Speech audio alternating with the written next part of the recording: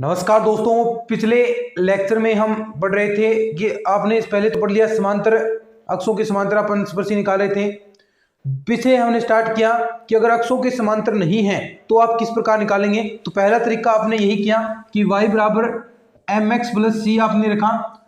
अब जिसमें द्वितीय विधि सेकंड मेथड जो आपका था उसमें आपने c बराबर आपको निकालना था। उसमें आपने क्या निकाला, द्वितीय मेथड था फाई n माइनस 1m और फाई n का अवकलन। यहां से आपने c की वैल्यू निकाली और m की पहले कैसे निकली, m की वैल्यू आपने x बराबर 1 रखा और y बराबर m रखकर आपने m की वैल्यू निकाली और m की वैल्यू आपने यहां पर रखी। यानी m की जितनी 2-3 वैल्यू आई और आपको पता होगा m और c की वैल्यू कितनी मैक्सिमम आएगी, जितनी उसकी घात है, अधिकतम घात है, उतनी ही m और c की वैल्यू आएगी। और फिर वो वैल्यू लगाकर आप y बराबर mx प्लस सी अलग अलग मान रखकर आपने यहां से समीकरण निकाले और वो समीकरण थे वो अनुस्पर्शी के आपके समीकरण थे। कल क्लास नहीं हो पाई, उसके लिए माफी चाहता हूं दोस्तों। देखिए आपके लिए मैं कुछ और भी आपके लिए ही चीजें प्लान कर रहा हूं, लगातार आपके लिए क्लासेस रिकॉर्ड करनी। इस वजह से ये चीजें कई बार दिक्कतें हो जाती है क्योंकि एक दिन के अंदर 2 क्लासेज आ रही हैं, तो यानी 5 से 6 दिन बाद ऐसा हो जाता है कई बार कि एक क्लास न हो, सुबह वाली ना हो, कई बार शाम वाली नहीं होती है।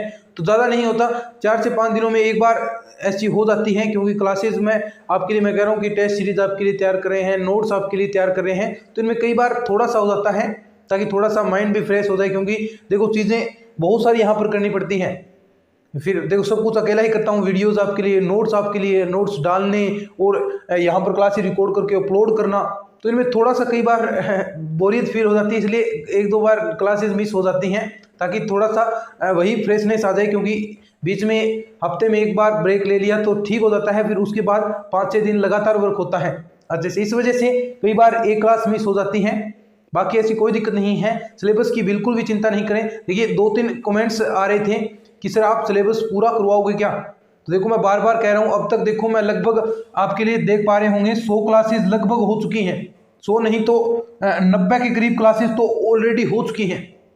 और उसमें हम देखो अनुस्पर्शी कंप्लीट हो जाएगी तो 3 बुक हमारी ये कंप्लीट हो जाएंगी बीएससी वाली। और उसके अंदर हमने देखो साथ साथ बता दूं, कई दोस्तों को पता नहीं है कि शाम को भी क्लास होती है हमारी। शाम में हम 9th 11th वाला पढ़ते हैं, उसके अंदर मैंने सेट करवा दिया आपको, रिलेशन करवा दिया, देखो कितने टॉपिक करवा दिए, फंक्शन करवा दिया, उसके बाद मैंने मैट्रिक्स कंप्लीट हो गई और जो आपकी डिटरमिनेंट्स है सारणिक चल रहा है, तो ये टॉपिक वहां पर चल रहे हैं जो बड़े बड़े टॉपिक हैं जिनमें से मैक्सिमम क्वेश्चन आते हैं। उसके बाद जो आपका अवकलन समाकलन है ये चीजें रहेगी। और अवकलन समाकलन मैंने आपको बहुत अच्छे से समझाया था जब ये हमने बीएससी में किताब पढ़ी थी कि आपको बहुत अच्छे से काम आएगा। तो कुछ चीजें आप सीख चुके हैं उसके अंदर भी, अब चीजें हमारी फटाफट भी चलेंगी और क्लासेस भी आपको थोड़ी बड़ी मिल रही होंगी। तो उसमें सिलेबस को लेकर किसी प्रकार की चिंता नहीं करें, पूरा कोर्स कंप्लीट है ना। कई दोस्त कह रहे हैं कि सर हम विश्वास कैसे करें कि कोई भी फ्री ऑफ कॉस्ट नहीं देता है, यानी कुछ ऐसे कमेंट्स आ रहे थे कि थोड़ा बहुत फ्री में देंगे उसके बाद उसके पैसे लेने शुरू कर देते हैं। तो मैं आज आपको कह रहा हूं, जितने भी देख रहे हैं, देखो हमारे लगभग 25,000 से ऊपर स्टूडेंट्स आप हमसे जुड़ चुके हैं। तो उन स्टूडेंट्स के सामने मैं कह रहा हूं कि आपको देखो पूरा कंप्लीट कोर्स यहां पर बिल्कुल फ्री ऑफ कॉस्ट आपको मैं करवाने वाला हूं। विद आपको नोट्स मिल रहे हैं, विद आपके लिए 2-2 क्लासेस आ रही हैं, आपके टेस्ट भी हो रहे हैं, उनके सॉल्यूशन भी आपको मैं करवा रहा हूं, प्रीवियस ईयर के क्वेश्चन आ रहे हैं। इतना तो दोस्तों कोई आपको जो पेड क्लासेस होती हैं उनमें भी नहीं होता। मैं आपके लिए फ्री ऑफ कॉस्ट कर रहा हूं, बस थोड़ा सा बिलीव रखें, पूरा कंप्लीट कोर्स हम करेंगे, बस आप मेरा सहयोग दें। बस आप ऐसे ही कमेंट करें सर हाँ हमें पूरा कोर्स कंप्लीट करवाना है, बस ऐसे कमेंट किया करो, ऐसे मत किया करो कि सर क्या कंप्लीट कोर्स करवाओगे, ऐसे कमेंट किया करो सर कंप्लीट कोर्स करवाना है ना। इस दोनों में फर्क हो जाता है। और मैं पूरा आपको कह दिया कि कंप्लीट कोर्स होगा तो कंप्लीट कोर्स होगा, और शिक्षण विधि भी कंप्लीट होगी। यानी ऐसा मैथ्स के अंदर, यानी फर्स्ट पेपर की मैं नहीं कह रहा हूं कि फर्स्ट पेपर आपको तैयार कराऊंगा, मैं सेकंड पेपर जो मैथ्स का है उसकी बात कर रहा हूं। सेकंड पेपर में एक भी ऐसी चीज नहीं रहेगी जो मैं आपको ऐसा लगे कि आपको नहीं आती हो, ठीक है। और आपने सिलेबस के अकॉर्डिंग हर चीज वो हम करने वाले हैं, और सिलेबस से बाहर कुछ भी नहीं जाता, जो चीजें हैं वो सिलेबस के अकॉर्डिंग ही आती हैं। और कई दोस्त कह देते हैं कि सर सिंपल आप पढ़ा रहे हैं सिंपल वे में, तो सिंपल नहीं है ये चीजें। जो आपके लेवल की हैं, यानी जो बुकें में एनसीईआरटी वाले बुकों के अंदर है, उससे बाहर मैटर कहाँ से हम करवा देंगे। अब कई दोस्त पहले पढ़े होंगे, कई एक कमेंट्स आया था वो टीचिंग करवाते हैं, तो उनको तो ये चीज़ें फिर सिंपल लगेगी। अब मैं आपको पढ़ा रहा हूँ तो मुझे तो ये चीज़ें सिंपल ही लगेगी। अब मैं किसी और से पढ़ूँ तो मुझे तो ये लगेगा हाँ कि आते हैं चीज़ें। तो जो टीचिंग करवा रहे हैं वो खुद पढ़ रहे हैं तो उनको तो ये ईजी लगेगा, और पूछते हैं फिर क्या ये ईजी है सर, सिंपल आ रहा है, ऐसा थोड़ा ना आता पेपर। तो आप पेपर उठाकर देखो ना, कितने ईजी क्वेश्चन आते हैं, है ना। कुछ हर प्रकार के क्वेश्चन आते हैं, हार्ड भी आते हैं, इजी भी आते हैं, तो सब प्रकार के क्वेश्चन आते हैं और सबका लेवल हम लेकर चल रहे हैं। और जो मैटर है आपकी बुक्स के अंदर, जो सिलेबस के अंदर, वही तो करवाएंगे और क्या करवाएंगे, और उनमें से क्वेश्चन आते हैं। तो इसकी चिंता मत करो कि सिंपल करवा रहे हैं, क्या करवा रहे हैं, बिल्कुल बेस्ट चीज़ मैं आपको करवा रहा हूँ, है ना। और इसमें अगर आप अच्छे से इन चीज़ों को पढ़ोगे और अच्छे से रिवीजन करोगे, अच्छे से प्रैक्टिस करोगे क्वेश्चंस की, मेन बात है प्रैक्टिस की, प्रैक्टिस करोगे तो कहीं भी दिक्कत नहीं आएगी, कहीं भी जाने की जरूरत नहीं, किसी कोचिंग में जाने की जरूरत नहीं, ये मैं आपको दावे के साथ कह सकता हूँ। अगर अच्छे से यहाँ पर पढ़ोगे, अच्छे से, या फिर कोई लाइब्रेरी वगैरह ज्वाइन कर लो, घर पर पढ़ लो, बाहर जाने की जरूरत ही नहीं है, क्योंकि पूरा मैटर आपको मैथ्स का यहाँ पर मिलेगा और मिल भी रहा है। कोई नए स्टूडेंट जुड़ रहे हैं तो उनको बता दूं कि 100 क्लासेज लगभग हो जाएंगी, 90 से 100 क्लासेज हो चुकी हैं, तो वो क्लासेज देखो, तब तक वो देखोगे तब तक 50-60 क्लासेज और आ जाएंगी, तो पूरा कंप्लीट कोर्स हमारा होगा। तो वो चिंता मत करना, बस आप सपोर्ट करते रहना हमारा, एक एक चीज़ हम कंप्लीट करेंगे। चलो ये हमने पढ़ लिया। अब देखो हम पढ़ रहे थे अनस्पर्शी निकालना ना, अब इसके केस आएंगे। अब स्टार्ट करते हैं क्लास को।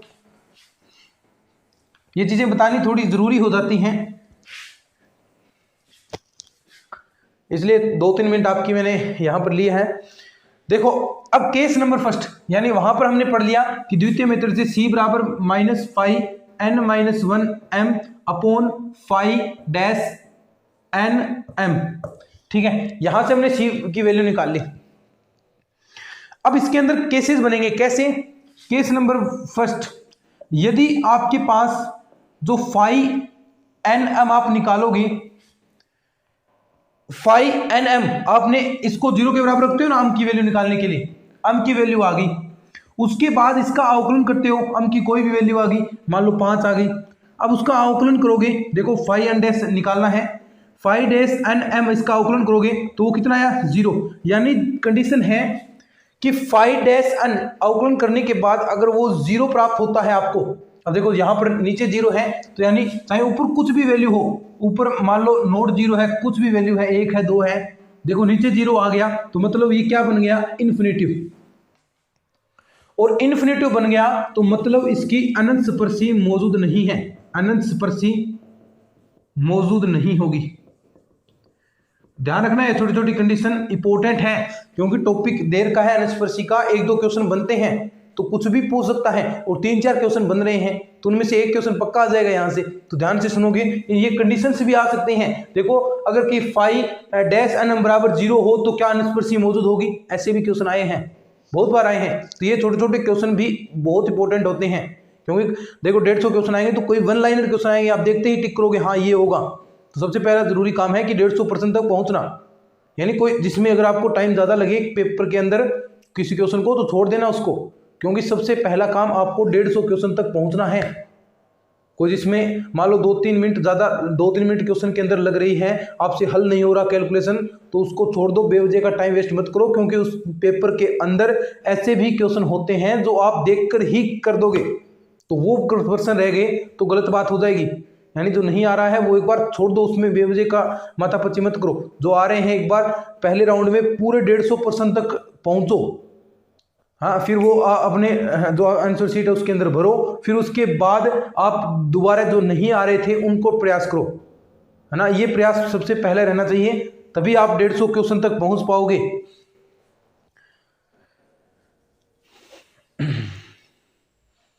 ठीक है, अब देखो आपको क्वेश्चन लिखता हूं मैं। क्वेश्चन है कि y² बराबर आपको दिया है x + a की अनंत स्पर्शी ज्ञात करो, ठीक है। ये दे दिया कि y² बराबर x + a की आपको अनंत स्पर्शी ज्ञात करनी है। तो मैंने एक तरीका आपको ये भी बताया था कि y बराबर आप mx + c, ये रख दो y की जगह, तो ये रखोगे तो mx प्लस सी की होल स्क्वायर, या ये वाला तरीका भी लगा सकते हो, दोनों लगा सकते हो, कोई दिक्कत नहीं। एक्स प्लस ए, अब देखो इसको ओपन करो, M square X square plus का सी स्क्वायर प्लस का 2mxc, और यहाँ क्या है x प्लस ए। ठीक है, अब जो पार्ट आपका कॉमन आ रहा है, देखो x वाले एक जगह आप रख लो, x वाले एक जगह रख लो। अब यहां पर देखो, सबसे पहले जो बड़े वाला पार्ट होता है उसको आप 0 के बराबर रखते हो, एक्स स्क्वायर का गुणांक 0 के बराबर, 0 के बराबर रखोगे ना, तो देखो एक्स स्क्वायर का गुणांक कौन सा है, एम स्क्वायर बराबर 0, तो एम की वैल्यू क्या आ गई आपके पास 0। अब देखो एम की वैल्यू 0 आ गई आपके पास, मैक्सिमम वैल्यू। अब यहां से डायरेक्ट अगर आप इसका अवकलन करते हैं, देखो एम का अवकलन करना है ना, देखो 5-nm, इसका आप अवकलन करेंगे तो आपके पास क्या वापस 0 ही वैल्यू आई, और अवकलन की वैल्यू 0, यानी एम की वैल्यू आपने अवकलन किया dm और dx किसी के सापेक्ष करो, वो वापस 0 आ गई। अब ये वैल्यू 0 आ गई तो मतलब क्या हो गया, ये इन्फिनिटी हो गया, और इन्फिनिटी है तो अनुस्पर्शी उसकी मौजूद नहीं होगी, है ना। ये आपका क्वेश्चन है, ये है पहली कंडीशन। पहली कंडीशन है जब आपको देर का हो कि 5nm बराबर आपने कोई वैल्यू निकाली और वो उसका अवकलन किया तो वो 0 के बराबर आ गया, और 0 आ गया तो मतलब 1/0 इन्फिनिटी हो गया। अब बढ़ते हैं केस नंबर 2, ये तो केस नंबर फर्स्ट था। ठीक है, कोई लिखना चाहता है तो इसको लिख लो, बाकी मैं साफ करता हूं। इसके बाद देखो एक छोटा सा सातवीं टॉपिक भी है और इसका केस भी है कि समांतर अनंत स्पर्शी।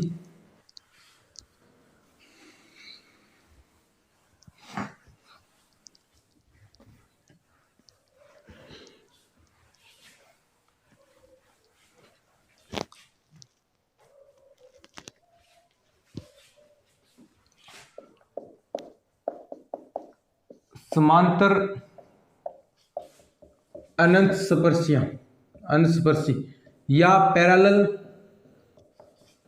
पैरेलल एसिम्पटोट्स। ठीक है, समांतर अनंत स्पर्शी यानी समांतर अनंत स्पर्शी का अर्थ यही है कि अगर आपके पास आप वैल्यू निकाल रहे हैं, अम के दो मान एक जैसे आ जाएं, यानी आपने 5nm बराबर निकाला 0 के बराबर, यहां से अम के मान आए, एक मान लो 0 आ गया, एक 1/2 और दूसरा भी 1/2 आ गया, यानी 3 की पावर का है, और यहाँ पर 5 अन की वैल्यू 3 है, मान लो 5 और आपके पास ये वैल्यूज आई हैं, दो वैल्यू समान आ गई, दो मान समान आ जाए,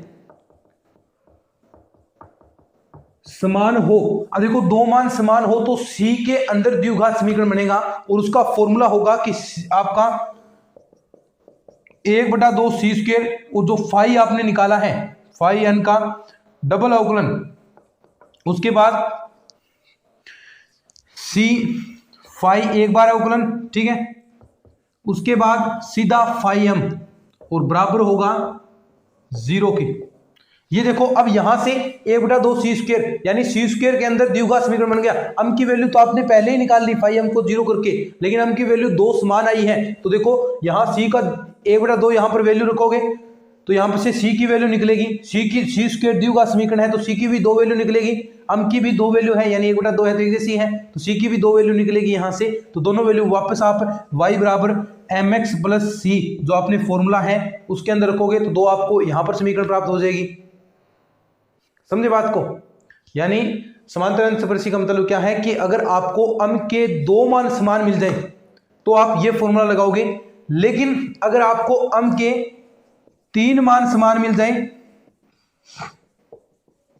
ज्यादा 3 ही मिलेंगे समान हो, तो कैसे 1/3, ये देखो 2 फैक्टोरियल है, 1/3 फैक्टोरियल c, देखो c क्या आएगा यहां पर क्यूब, फाई का 3 बार अवकलन, ध्यान से ये फॉर्मूला बता रहा हूं ना, फिर उसके बाद 1/2 factorial c square phi double nm plus का c फाई डैश nm और प्लस का फाई nm बराबर 0। ये क्या होगी, c के अंदर त्रिघात समीकरण होगी, यहां से c के कितने मान मिलेंगे, 3 मिलेंगे, और मैक्सिमम यहां तक ही जा सकता है, बाकी तो 2 ही मान आपको समान मिलेंगे। क्वेश्चन फिक्स है, ऐसा ही क्वेश्चन आपको दिया जाएगा। बात करेंगे हम कि पिछले सालों में किस प्रकार के क्वेश्चन आए हैं। चिंता मत करो, सब कुछ एक एक चीज आपको क्लियर कराऊंगा। एक भी चीज ऐसी नहीं रहेगी कि आप कह सको कि आपको कमी का मौका मेरी तरफ से मिल जाए। बाकी आप प्रैक्टिस कितनी करते हैं ये आप पर है। तो एक भी ऐसी कमी नहीं रहेगी अगर आप इस चैनल पर जुड़े रहते हैं। एक भी कंटेंट में कमी नहीं होगी मेरी तरफ से। मेहनत में किसी प्रकार की कमी नहीं है, पूरी मेहनत आपके लिए न्यौछावर कर रखी है मैंने। अब देखो ये तो हो गए। अब इसके क्वेश्चन सोल्व करते हैं हम कि अगर m के मान समान मिले तो आप कैसे करोगे। ठीक है, अब इसके क्वेश्चन करते हैं। जिसको लिखना है समांतर अंशस्पर्शी के बारे में, उसके नोट्स आपको टेलीग्राम चैनल पर मिल जाएंगे, जिसका लिंक आपको हमेशा वीडियो के डिस्क्रिप्शन में दे रखा है, जाकर उसको ज्वाइन कर लिया करें। अब देखो क्वेश्चन करेंगे। फॉर्मूले याद रखने हैं भाई, फॉर्मूले याद रखोगे, इसके अंदर है ही फॉर्मूले, और कुछ है ही नहीं। जितने फॉर्मूले याद रखोगे उतना ही बेनिफिट है आपके लिए।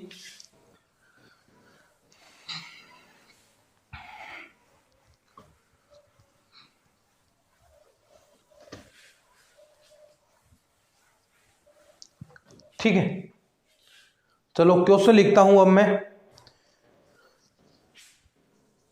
ऊपर तो दिखेगा क्या, देखते हैं फिर दिखेगा। एक्स क्यूब माइनस का 5x square Y plus 8x Y square plus का 8x वाई स्क्वेयर माइनस का 4y क्यूब प्लस का x क्यूब, x स्क्वेयर है, माइनस का 3xy प्लस का 2y स्क्वेयर माइनस का 1 बराबर 0। ये आपका क्वेश्चन है। X cube minus 5x square Y plus का 8xy स्क्वेयर माइनस का 4y cube plus x square minus 3xy plus 2y square minus का 1 बराबर 0। इस वक्र की आपको अनंत स्पर्शियां ज्ञात करनी है। सबसे पहला काम, क्या आप अक्षों के समांतर इसकी अनंत स्पर्शी निकाल सकते हैं। चेक करना है भाई, चीजें चेक करोगे कि अक्षों के समांतर अनंत स्पर्शी निकल सकती है। नहीं निकल सकती, क्योंकि देखो जो मैक्सिमम पावर है, देखो यहां पर कितने घात का है, 3 घात का है एक्स क्यूब। तो यहां पर जो मैक्सिमम पावर है उसका गुणांक अचर है, तो उसकी वैल्यू क्या होगी, अनंत स्पर्शी मौजूद नहीं होगी। ऐसे ही y का गुणांक अचर है तो भी नहीं है, तो यानी ये तरीका नहीं लगेगा। या तरीका आप लगाओ कि y बराबर आप mx प्लस सी यानी x के रूप में इक्वेशन कन्वर्ट करो। जो तरीके हमने बताए हैं वो तरीके याद रखो साथ साथ में, इसलिए तो आपको रिपीट कर रहा हूँ। y बराबर mx प्लस सी रखो, उसके बाद जो उच्चतम घात का है उसको 0 के बराबर और उससे एक निम्न घात का उसको भी 0 के बराबर रखो। जो रिजल्ट आए देख लो, यानी जो भी आपको m की वैल्यू मिलेगी फिर वो c की वैल्यू निकल जाएगी। एक से m की निकलेगी और दूसरे से c की वैल्यू निकलेगी। दोनों y बराबर mx प्लस सी जितने भी इक्वेशन बनते हैं बना लो। एक तरीका मैंने आपको बताया था कि शॉर्ट है, क्या कौन सा, कि आप c की वैल्यू निकाल सकते हैं। कैसे, माइनस का phi n minus 1 m upon में क्या फाई n m का अवकलन, इससे निकाल सकते हैं। लेकिन इसके लिए सबसे पहले m की वैल्यू आपको निकालनी है, और m की वैल्यू निकालने के लिए मैंने बताया था कि आपको x बराबर तो 1 लेना है यहां पर, और y बराबर आप m रख दो, क्योंकि m के रूप में इक्वेशन बन जाएगी और m के रूप में आप सोल्व कर सकते हैं। तो देखो यहां पर रखते हैं x बराबर 1, तो सबसे पहले हम फाई 3m निकालेंगे। जो 3 घात का पद है उसको हम सोल्व करते हैं। देखो x क्यूब, x की जगह 1, तो यानी 1 आ गया। क्यूब वाले पदों में रखेंगे पहले। देखो ये भी क्यूब है ना, एक्स स्क्वायर 2 घात ये रही, 1 घात ये रही, यानी 5 माइनस का 5 y की जगह m रखना है तो m हो गया। ऐसा यहां पर होगा, प्लस का 8x की जगह 1 और y की जगह m, तो यानी m स्क्वायर, माइनस का 4y की जगह m रखना है तो यानी m क्यूब। तो क्या आगे लिखूं, क्या आगे लिखूंगा, देखो आगे एक्स स्क्वायर है, द्विघात के पद हैं तो वहां पर नहीं लिखना। ठीक है, तो ये फाई 3m आ गया आपको। उसके बाद आप क्या निकालते हो, एक इससे नीचे वाला फाई n माइनस 1, ये भी निकालना। देखो फाई n तो आपने निकाल दिया, मैक्सिमम पावर 3 थी तो 3 आपका आ गया, उससे एक कम यानी फाई 2m भी आपको निकालना है। तो फाई 2m कैसे निकलेगा, देखो फाई 2m यानी x की जगह, अब दो द्विघात वाले पद हैं, अब ये पद नहीं लेने, 2 घात वाले, तो 2 घात वाले कौन से, ये रहा 1 माइनस का 3m प्लस का 2m स्क्वायर और -1 लूँ क्या साथ में? नहीं लेना, क्योंकि ये द्विघात में नहीं है। द्विघात में जहां पर दो घातें आई बस इतने ही स्टेप होंगे। तो ये भी आपने कर दिया। अब आप m की वैल्यू निकालने के लिए क्या करते हो रे? m की वैल्यू निकालने के लिए क्या करते हो? फाई 3m को 0 के बराबर रखोगे। एक एक चीज बारीकी से समझो। फाई 3m को 0 के बराबर रखोगे। सिंपल सी बात है। फाई 3m कौन सा है? ये रहा, तो इसे 0 के बराबर रखो 1, या फिर आप ऐसा भी इसमें कॉमन ले लो एक बार 0 के बराबर रख रहे हैं, यानी ताकि ये चीजें सुलझी हो जाए। बाकी फाई 3m यही है, तो यानी 4m क्यूब 0 के बराबर रखेंगे तो माइनस इधर चला जाएगा, माइनस का 8m स्क्वायर माइनस माइनस से प्लस 5m और माइनस का 1 बराबर 0। अब यहां से m के रूप में त्रिघात का समीकरण है। इसे सोल्व करने का तरीका मैंने आपको बताया है कि आप m बराबर कुछ वैल्यू रखो, एक यानी कुछ भी वैल्यू m बराबर 1 रखो, 2 रखो, उससे ये समीकरण संतुष्ट होना चाहिए। तो देखो अगर 1 रखते हैं m बराबर हम, तो ये आपका 4 में से 8 यानी यहाँ माइनस का 4 बच गया, फिर आगे प्लस का 5 यानी 1, यानी अगर आप m बराबर 1 रखते हो, m बराबर 1 रखते हो तो ये इक्वेशन आपको संतुष्ट करेगा। देखो यहाँ पर वैल्यू रखो m बराबर 1, 4 माइनस 8, माइनस का 4 बच गया, प्लस का 5 यानी प्लस का 1 बच गया और 1 1 घट गया 0, तो ये भी 0 आपका 0 बराबर 0, यानी m बराबर 1 पर ये बेस्ट तरीका है, यानी इससे आपको गलती नहीं होगी। आप इसी तरीके से आंसर भी निकाल सकते हैं। तो m माइनस n इसका एक क्या होगा? गुणनखंड होगा, यानी इसके अंदर इसका भाग जाएगा 4m क्यूब माइनस बाकी दो वैल्यू और निकालिए ना, एक तो m बराबर 1 आ गई, प्लस का 5m माइनस 1।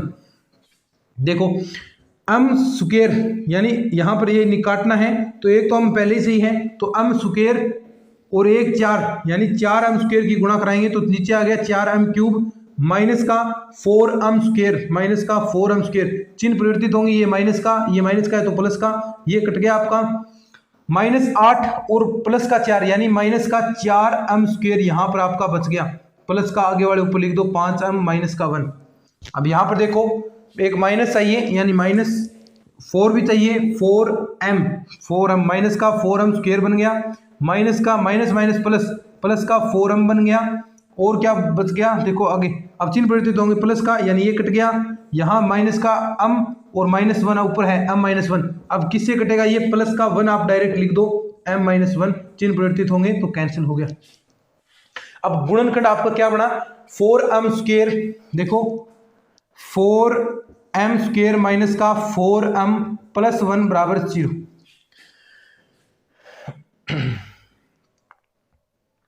अब आपको सूत्र पता है कौन सा?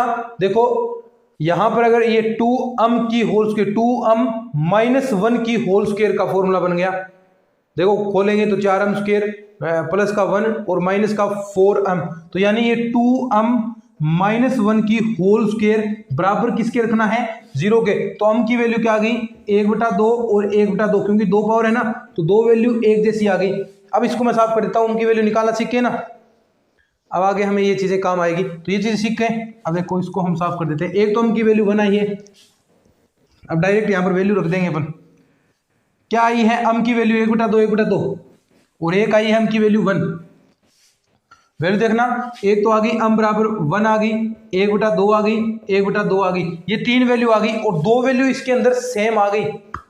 2 वैल्यू क्या आ गई? समान आ गई। और 2 वैल्यू समान आती है तो मैंने आपको बताया था c निकालने के लिए कौन सा तरीका था, क्योंकि m के 2 मान समान है, ठीक है, तो 2 मान समान है तो डायरेक्ट तरीका क्या था? देखो 1/2 शॉर्टकट है ये, यहां पर तो समझाने में टाइम लग रहा है, बाकी करेंगे तो फटाफट होगा। 1/2 c स्क्वायर 5 डबल, यहां पर इसका अवकलन होगा ना n m का, प्लस का c 5, देखो c 5 n m और प्लस का 5 n m बराबर 0। ये वैल्यूज आपको निकालनी है। तो इसके अंदर एक बार तो आपको जो 5 3m मैक्सिमम n की वैल्यू 3 है ना, तो इसका 2 बार अवकलन आपको करना है, ठीक है।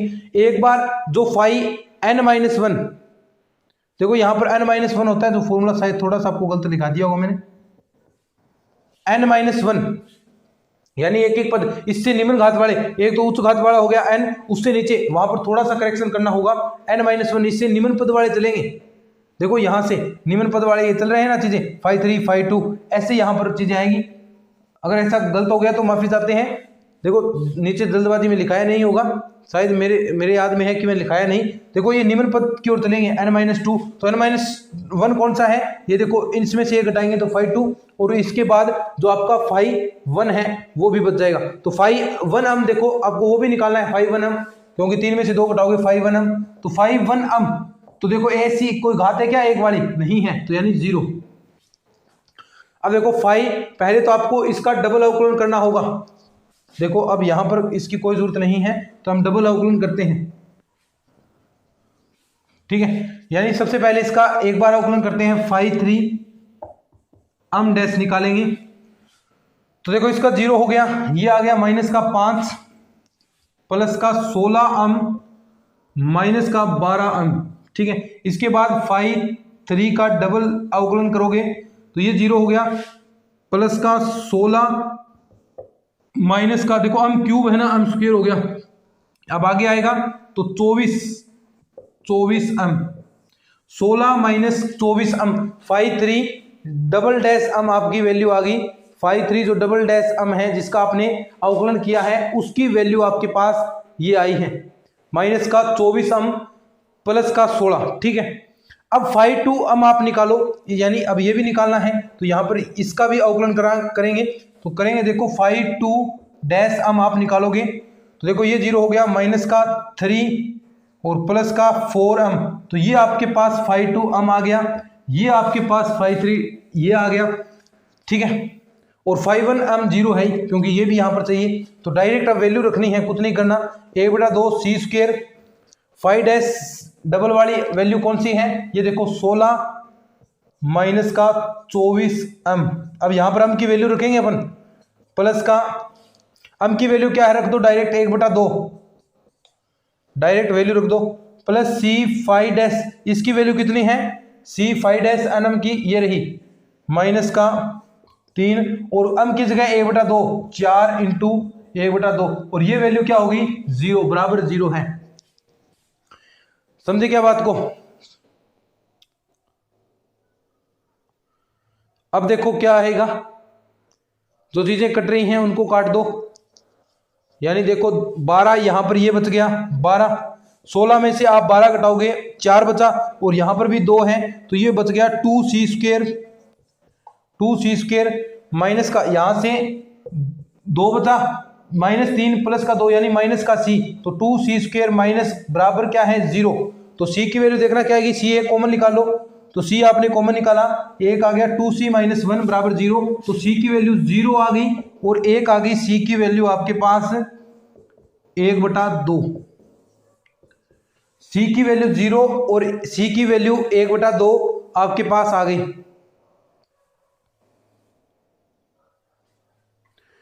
और दोस्तों अब देखो ये तो आपने निकाल दिया इन दोनों वैल्यूज के लिए 1/2 1/2, लेकिन ये वैल्यू तो रहेगी, इसके लिए c का मान कहां से निकालोगे, इसके लिए c का मान जो ये फॉर्मूला है, क्योंकि समान होता है तो ये फॉर्मूला लगाना है, दो वैल्यू समान है तो ये फॉर्मूला लगाओगे, बाकी जो अम बराबर 1 है उसके लिए ये फॉर्मूला आपको लगाना पड़ेगा।